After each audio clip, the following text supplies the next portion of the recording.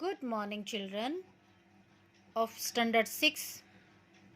आज हम हिंदी व्याकरण में लेसन 14 क्रिया यानी वर्ब के बारे में पढ़ेंगे, जिसका अर्थ है काम करना। आइए सबसे पहले हम यहाँ दिए गए उदाहरणों को समझने की कोशिश करते हैं। जैसे पक्षी उड़ रहा है, फूल खिल रहे हैं, लड़के खेल रहे हैं, अध्यापिका पढ़ा रही है। उपरयुक्त वाक्यों में उड़ रहा है, खेल रहे हैं, पढ़ा रही है शब्दों से कार्य करने और होने का पता चल रहा है। अतः ये सभी शब्द क्रियाएं हैं। इस प्रकार हम इसकी परिभाषा दे सकते हैं। जिस शब्द से किसी काम का करना या होना पाया जाए उसे क्रिया कहते हैं। जैसे पढ़ाना, लिखना, खाना, पीना, आना, जाना, सोना, रहना आदि। क्रिया के बिना कोई भी वाक्य पूरा नहीं हो सकता है। जैसे हम देखते हैं यहाँ धातु, क्रिया के मूल रूप को धातु कहते हैं तथा धातु से ही क्रिया का सामान्य रूप बनता है। जैसे पढ़ना, पढ़, लिखना, लिख, सोना, सो, खेलना, खेल, जाना, जा, आना, आ, हंसना, हंस आदि।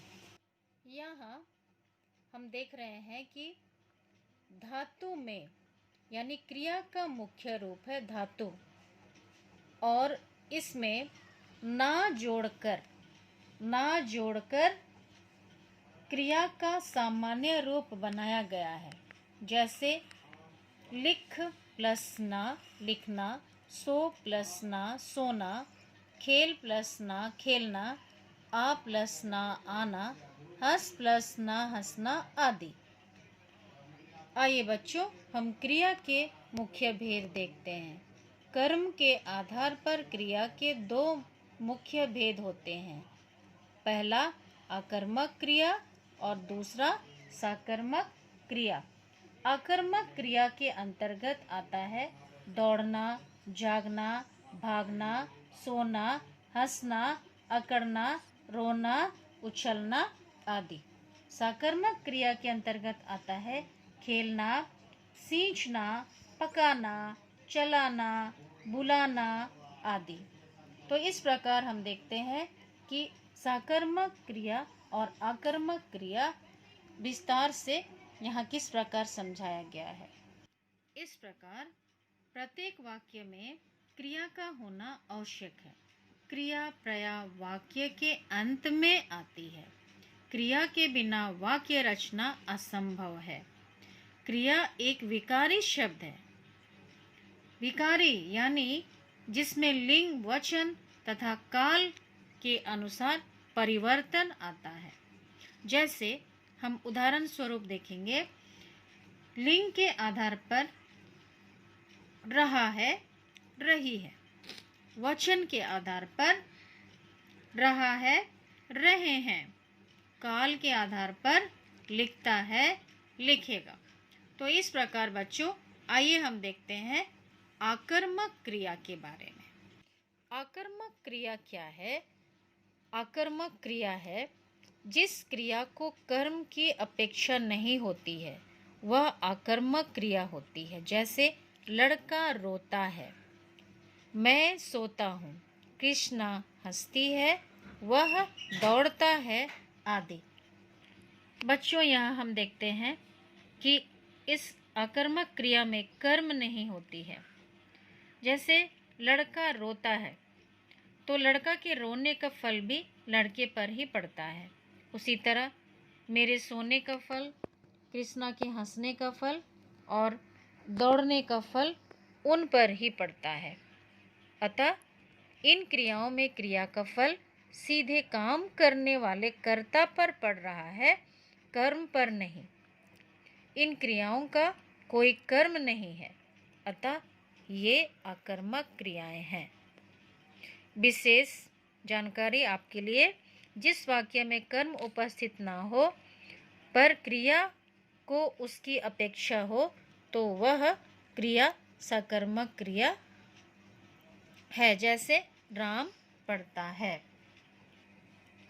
सकर्मक क्रिया सकर्मक क्रिया की परिभाषा, जिस क्रिया का कर्म होता है तथा क्रिया का फल कर्म पर पड़ता है उसे सकर्मक क्रिया कहते हैं। जैसे वह खाना खाता है, लड़का किताब पढ़ता है, मैं लेख लिखता हूँ। जहाँ क्रिया और कर्म दोनों साथ साथ चलते हैं। जैसे लड़का काम करने वाला करता है, किताब कर्म है, पढ़ता है क्रिया है। तो इन वाक्यों में खाता है, पढ़ता है, लिखता हूँ क्रिया है तथा इनका फल क्रमशः खाना, किताब और लेख पर पड़ रहा है। इन क्रियाओं के कर्म है, अतः ये सकर्मक क्रियाएं हैं। सकर्मक क्रिया के दो और भेद माने गए हैं।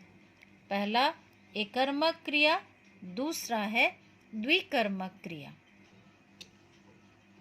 एकर्मक क्रिया परिभाषा, जिस वाक्य में क्रिया का केवल एक ही कर्म होता है उसे एकर्मक क्रिया कहते हैं। इसमें क्रिया से क्या प्रश्न पूछने पर उत्तर मिलता है। जैसे मैं पत्र लिखता हूँ, बच्चा पानी पीता है। मैं पत्र लिखता हूँ, क्या लिखता हूँ? उत्तर आता है पत्र। बच्चा पानी पीता है, क्या पीता है? उत्तर मिलता है पानी। तो इस प्रकार क्या लगाकर प्रश्न पूछने से जो उसका उत्तर मिलता है वही एकर्मक क्रिया है, जहाँ केवल एक ही कर्म की पहचान होती है। दूसरा नंबर है द्विकर्मक क्रिया, जिसकी परिभाषा, जिस वाक्य में क्रिया के दो कर्म होते हैं उसे द्विकर्मक क्रिया कहते हैं। जैसे इनमें क्रिया से क्या तथा किसको लगाकर प्रश्न पूछा जाता है। शिक्षक छात्रों को हिंदी पढ़ाते हैं, वह रमन को पत्र लिखता है। यह आकर्मक तथा सकर्मक क्रिया को पहचानने के लिए क्रिया के पूर्व क्या और किसको लगाकर प्रश्न किया गया है। उपरोक्त दोनों वाक्य द्विकर्मक क्रिया के उदाहरण हैं। शिक्षक छात्रों को हिंदी पढ़ाते हैं, क्या पढ़ाते हैं? प्रश्न पूछने से उत्तर मिलता है हिंदी। किसको पढ़ाते हैं? छात्रों को। वह रमन को पत्र लिखता है, क्या लिखता है? पत्र। किसको लिखता है? रमन को। द्विकर्मक क्रिया में मुख्य कर्म कारक चिन्ह रहित होता है, यानी कारक चिन्ह लोप हो जाता है तथा गौण कर्म कारक चिन्ह सहित होता है। बच्चों, क्रिया संबंधी कुछ विशेष बातें होती है जिनकी जानकारी आपको अवश्य होनी चाहिए। जैसे कोई भी वाक्य क्रिया के अभाव में अपूर्ण होता है। कुछ क्रिया स्वयं घटित होती है तो कुछ क्रियाएं की जाती हैं। कुछ क्रियाएं एक शब्द की होती हैं तो कुछ क्रिया एक से अधिक शब्दों से मिलकर बनती हैं। हिंदी में क्रिया सामान्यतः वाक्य के अंत में लगाई जाती है। एक वाक्य में एक से अधिक क्रियाओं का प्रयोग भी किया जाता है। प्रयोग की दृष्टि से क्रिया के कुछ अन्य प्रमुख भेद हैं। प्रयोग या हम कह सकते हैं संरचना की दृष्टि से क्रिया के 5 भेद माने गए हैं। जैसे सामान्य क्रिया, संयुक्त क्रिया, पूर्वकालिक क्रिया, प्रेरणार्थक क्रिया तथा नामधातु क्रिया। सामान्य क्रिया क्या है? क्रिया का सामान्य या सरल रूप सामान्य क्रिया कहलाता है। यहाँ केवल एक ही क्रिया का प्रयोग होता है। जैसे लड़के ने पुस्तक पढ़ी, उसने गाना गाया। दूसरा है संयुक्त क्रिया। जहाँ दो या दो से अधिक क्रियाओं का प्रयोग एक ही क्रिया के रूप में हो तो उसे संयुक्त क्रिया कहते हैं। उदाहरण, वह खा चुका है, बच्चा सो रहा है। पूर्वकालिक क्रिया, मुख्य क्रिया से पहले आने वाली क्रिया को पूर्वकालिक क्रिया कहते हैं। जैसे वह खाकर सोता है, वह पढ़कर खेलता है। तो यहाँ खाकर और पढ़कर क्रिया के पूर्वकालिक क्रिया है। इसमें अधिकांशतः क्रिया के साथ कर लगा होता है। जैसे उपरोक्त दोनों वाक्यों में खाकर तथा पढ़कर पूर्वकालिक क्रियाएं हैं। प्रेरणार्थक क्रिया, जहाँ कर्ता स्वयं काम ना करके किसी अन्य से काम करवाता है, वहाँ प्रेरणार्थक क्रिया होती है। जैसे माँ नौकर से बच्चे को खिलवाती है, मैं रसोई से भोजन बनवाता हूँ। तो इस प्रकार प्रेरणार्थक क्रिया में कर्ता स्वयं कार्य ना कर दूसरे से काम करवाता है, वही प्रेरणार्थक क्रिया बन जाता है। प्रेरणार्थक क्रिया की तालिका। क्रिया, ये क्रियाएं हैं जैसे पढ़ना, हंसना, ठहरना आदि। प्रथम प्रेरणार्थक क्रिया एंड द्वितीय प्रेरणार्थक क्रिया। तो हुआ पढ़ना, पढ़ाना, पढ़वाना, हंसना, हंसाना, हंसवाना। तो बच्चों, यह अन्य उदाहरण को आप पढ़ लीजिएगा। आगे हम देखते हैं नाम धातु क्रिया। संज्ञा, सर्वनाम, विशेषण आदि शब्दों से बने क्रियापद नाम धातु क्रिया कहलाते हैं। जैसे मामला गर्मा गया, गर्म से गर्मा। उसी प्रकार वह दूसरे का धन हथिया लिया, हथियाना और गर्मा, ये नाम धातु क्रियाएं हैं। यह संज्ञा के शब्द है हाथ, फिल्म, चक्कर, झूठ, लात, और इनसे नाम धातु क्रियाएं बनी हथियाना, फिल्माना, चकराना, झुटलाना, लथियाना आदि। शब्द है साठ, दोहरा, लाज, जूता, तोतला। इनसे नाम धातु क्रियाएं बनी सठियाना, दोहराना, लजाना, जुतियाना, तुतलाना आदि।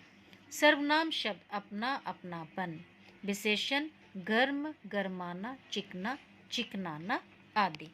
तो बच्चों, इसी के साथ हमारा यह क्रिया का पाठ यहाँ समाप्त होता है।